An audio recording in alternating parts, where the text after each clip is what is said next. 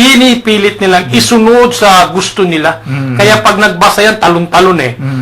At kung hindi man talon-talon, kung ano yung bagay sa kanilang doktrinang itinuturo, doon sila pupukus at yun ang kukunin lagi nila. Napakarami niyan ngayon. Diba, natatandaan ko meron dito sa Manalaklat meron doon nga sabi, ibigay mo ang kay Cesar para kay Cesar at sa Diyos para iba yung sa Diyos Oo, nung nag-ano sila tungkol sa kung kanino dapat magbayad ng buwis.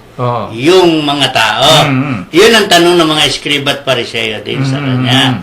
Kasi sinisilo na naman siya. Sinisilo na naman siya doon. So kaya, ang sabi niya, humingi siya ng isang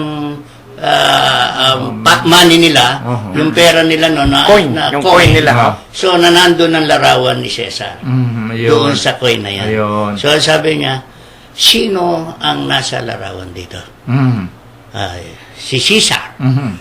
Ibigay nyo ang kay Cesar, ang para kay Cesar. Ibigay nyo sa Diyos, ang para So, sa mga ito, meron separate. Hindi yung makikitrabaho ka kay Cesar. Yung ikaw yung So yung isang mga ngaral, o isang ministro, o ano man ang iyong tungkulin sa isang pananampalataya, sa sandaling ikaw ay pumunta sa tinatawag na pamumuno sa pamahalaan, na plano mong ganyan, eh sadya namang, dapat, wala na, dapat isa lang Sabi nga ni Jesus, hindi ka pwedeng maglingkod sa dalawang Panginoon Hindi ka pwedeng maglingkod. Pag sinabik mo na pinapanginoon mo, ang paglilingkod kasi dalawa yan Paglilingkod sa bayan at paglilingkod sa Diyos. Kapag ikaw ay naglingkod, sinabi mo, ako'y pangbayan ay hindi mo mapaglilingkuran ng Diyos dahil napakaraming gawain para sa bayan. At kung ikaw naman may paglilingkod sa Diyos, dapat nakatuto ka sa paglilingkod sa Diyos. Ito yung separation of the state at separation ng church. Kapag naglilingkod ka sa simbahan, ay malinaw dapat sa iyong isipan at kalooban na ang iyong paglilingkod ay ilagay mo sa simbahan. Pero pag ikaw maglingkod sa pamahalaan, ay ilagay mo ang puso mo sa pamahalaan. Otherwise, kung ikaw ay hindi maglalagay ng tama, o dito maraming hindi nagiging tapat sa paglilingkod sa pamahalaan, sapagkat hindi naman talaga paglilingkod sa bayan at pamahalaan. Nagiging nangyayari tuloy, paglilingkod pa rin sa sarili, sa bulsa. Yun, sa mga tuwid, dapat sa ating pamahalaan, sa ating walang iskriba at walang pariseo. Dapat. Wala na muna yung iskribang yan. Kasi nahahati, hindi mo pwedeng ikuan yung sa Diyos doon sa pamahalaan Kailangan, kung talaga sa Diyos ka na lang maglingkod. Hindi yung ikaw kasama pa rin doon sa iskriba ka na, kasasama ka pa rin doon sa mga hari. Pero ang idol niyan, kung halimbawa ba ikaw ay naglilingkod sa gobyerno, hindi ka na pwedeng maglingkod sa Diyos. Pwede.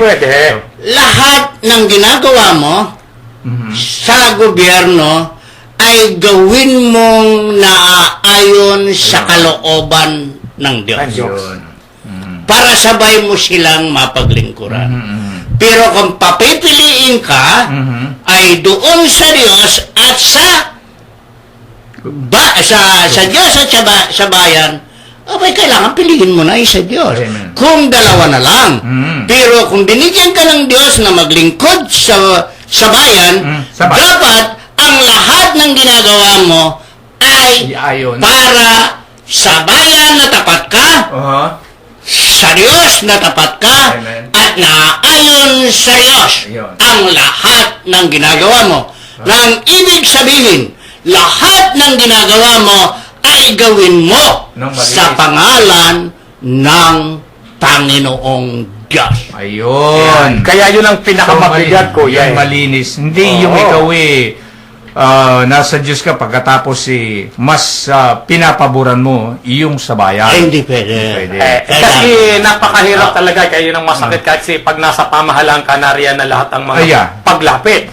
Kaya yun ang iniiwasan ni Jesus Marami nang maging wala namang pagkakaiba yan, idol. Ikaw ay isang doktor.